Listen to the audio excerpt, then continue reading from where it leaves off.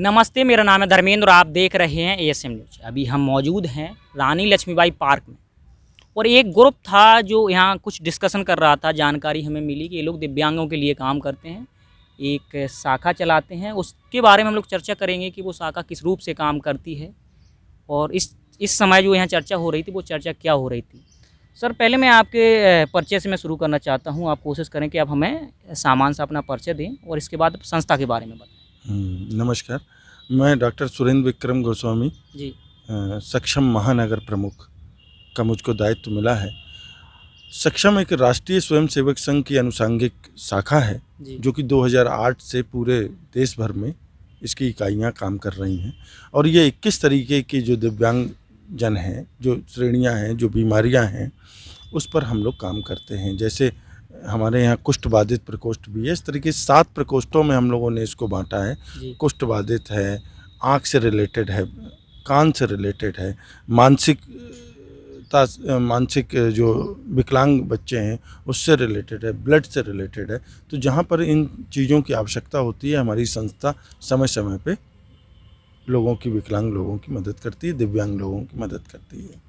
जी, तो क्या ये संस्था सिर्फ झांसी तक ही सीमित है या देश में भी और जगह पर? नहीं, हमने आपको बताया ना, इस वक्त हमारे 300 जिलों में ये संस्था काम कर रही है। 300 जिलों में पूरे देश में जी, और देश में ही नहीं, विदेशों में भी। जी। तो अभी जब यहाँ बैठक लगी हुई थी तो इसमें क्या आप लोगों को बता रहे थे, बच्चों को? हम लोग इस बात पे चर्चा कर रहे थे कि 3 दिसंबर को विश्व विकलांगता दिवस मनाया जाता है। तो विश्व विकलांगता दिवस को किस तरीके से, कैसे रूप देना है और कैसे हम लोगों को क्या मनाना है, उसके लिए हम लोग यहाँ पर इकट्ठे हुए थे। तो जो 3 तारीख को जो प्रोग्राम होगा सक्षम विंग का, तो वो झांसी में नहीं अन्य जिलों में भी होगा ना? हाँ, हर जिले में होगा जी। तो अभी की रूपरेखा क्या है, किस हिसाब से काम ग्राउंड पे काम कर रही है संस्था? अभी हम लोग जिनको रक्त की ज़रूरत पड़ती है, जैसे कुष्ठ के रोगी हैं, जिनको समस्याएं हैं, या किसी को शरीर में अंग की आवश्यकता है, तो इस तरीके से हम लोग उनकी मदद करते हैं। किसी को साइकिल की ज़रूरत है, किसी को ट्राई साइकिल की ज़रूरत है, किसी को किताबों की ज़रूरत है, पढ़ाने टीचर की ज़रूरत है, तो हम लोग उसको पर्सनली जाके उसकी मदद करते हैं। तो सर, मैं ये जानना चाहूँगा, जैसे कोई भी संस्था जब ऑपरेट होती है या उसका संचालन होता है तो हमें फ़ंड की आवश्यकता पड़ती है। तो इसके फ़ंड की व्यवस्था पूर्ति आप लोग कहाँ से करते हैं? लोग इकट्ठा करते हैं या कोई सरकारी ये सुविधा मिलती है? नहीं, कोई सरकार को से बात करते हैं। बहुत सा फंड तो सरकार हमारी मदद करती है, सरकारी लोग मदद करते हैं और हमारे संस्था में बहुत से ऐसे लोग हैं जुड़े हुए जो छोटी मोटी जो आवश्यकता होती है वो उसकी पूर्ति कर देते हैं।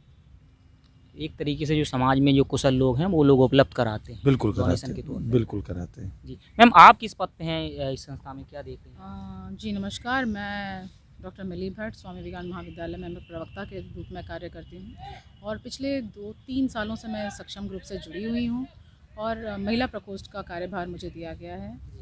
और मैं अपने साथ अपने सारे विद्यार्थीगण जो कि मेरे साथ जुड़े हुए हैं उनको मैं साथ में ले करके इस ग्रुप में निरंतर हम कार्य करते हैं और जो दिव्यांगगण हैं उनसे मिल करके उनकी जो भी सहायता हम कर सकते हैं वो सारी सहायता में हम अपने सक्षम ग्रुप के साथ मिल करके उनको सहायता प्रदान करने के प्रयास करते हैं।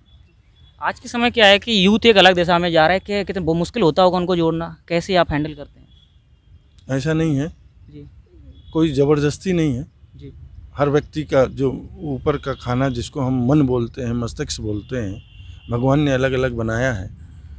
तो जिसको सेवा करनी है जी वो आ जाता है।